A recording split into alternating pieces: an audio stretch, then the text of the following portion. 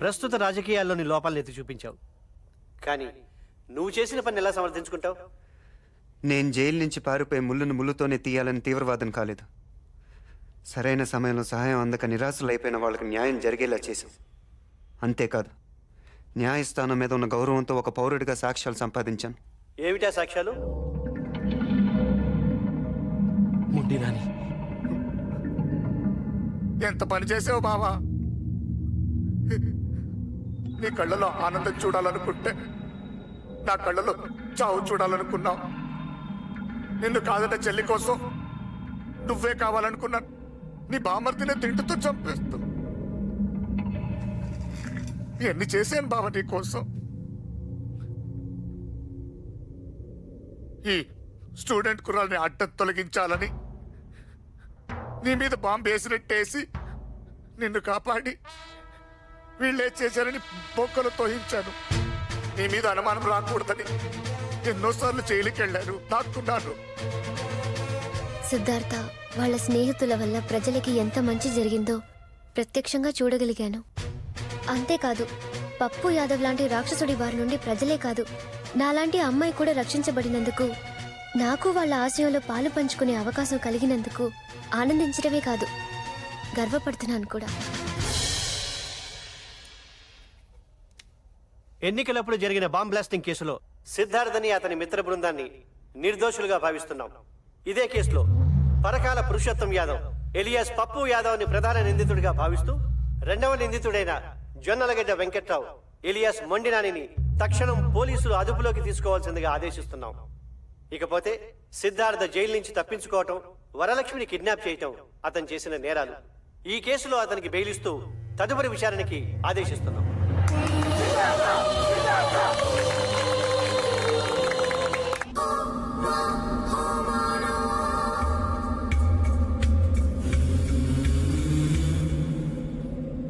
ఇది నా ఒక్కడి గెలుపు కాదు, మనందరి.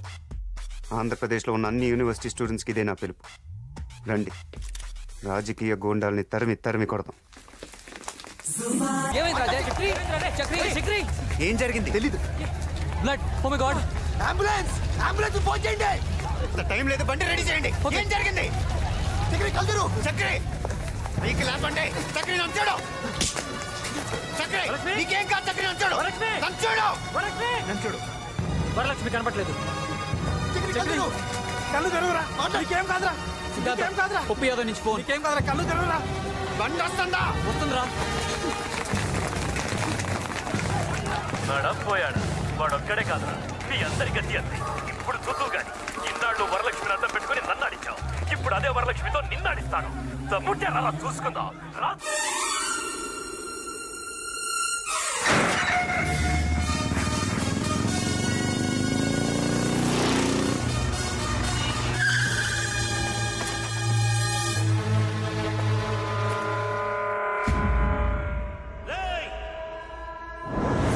వాడి ప్రాణాలు పైకి పోవాలి కానీ వాడు ప్రాణాలతో పైకి రాకూడదు. ఏసైండ్రా. ఏంటే నీ బొంగులో ధైర్యం? నిన్ను పాడు చేయలేనా? వాణ్ణి చంపలేనా? సరే, వాణ్ణి చంపి వాడి శవం సాక్షిగా మనం శోభనం చేసుకుందాం.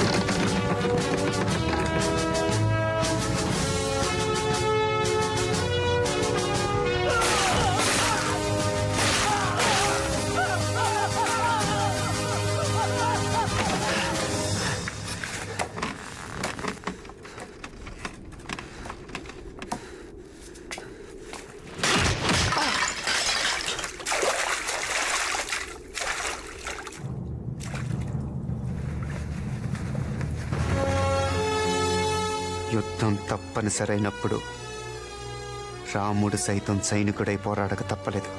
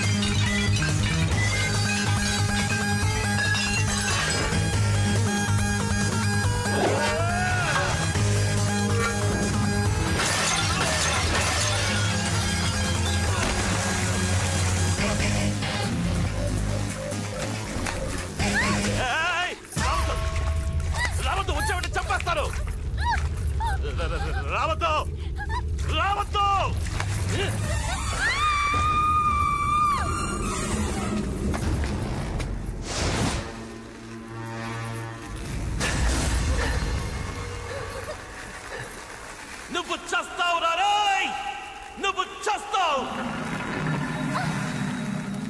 అయిపోయావురా, అయిపోయావు.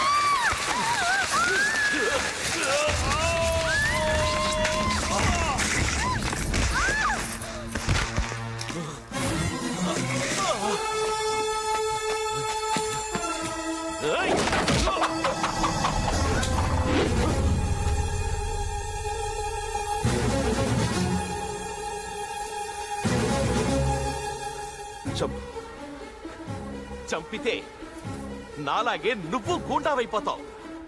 గూండాలు రాజకీయాల్లోనే లేకుండా ఏరేస్తారన్నావుగా, ఇప్పుడు నువ్వు చేరిపోతావా? అయితే రా చంపు చంపరా.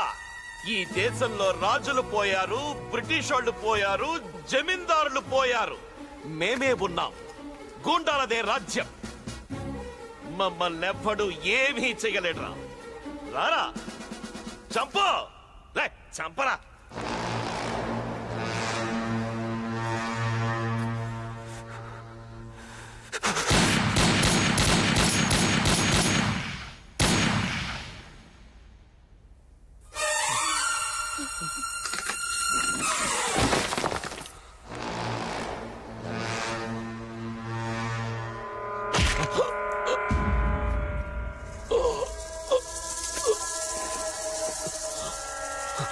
నా చేతిలో ఆయుధానిది, నన్నే పొడుస్తావురా? పాములతో ఆడుకున్నవాడు పాము కరిచి చేస్తాడంట. నీది అదే చెప్పు.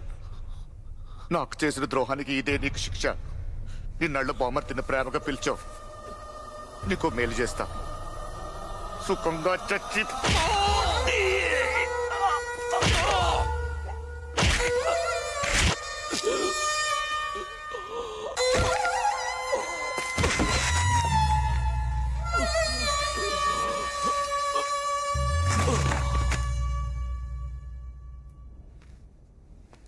శత్రుశేషం ఉండకూడదంటారు. నా బావ కాదు, నువ్వు శత్రువు. నా బావని నేను చెప్పేశాను. నువ్వు బ్రతుకుంటే నా జాతే ఉండదు.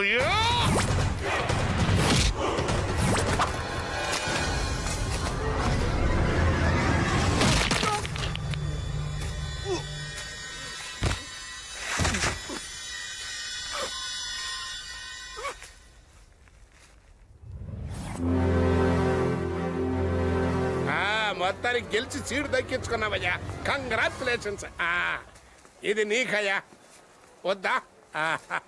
సర్లే, మీ పాచు గోల పిల్లకాయలు ఏం బీగుతారనుకున్నా కానీ మరి మొట్టికాయ వేసోళ్ళ అన్నట్టు. ఇదిగో ఇంగులుడికమంటూ ఈ పిల్లకాయ ఒక్కడు అసెంబ్లీలో ఏం బీగుతాడు కానీ అని మా పార్టీలో చేర్పించేసేయి.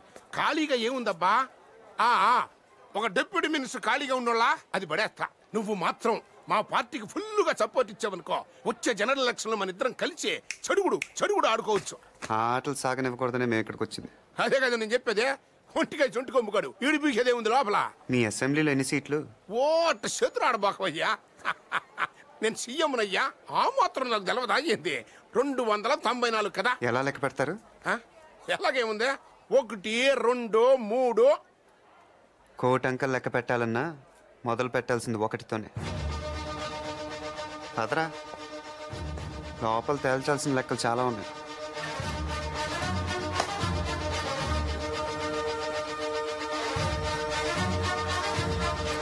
కలుద్దాం.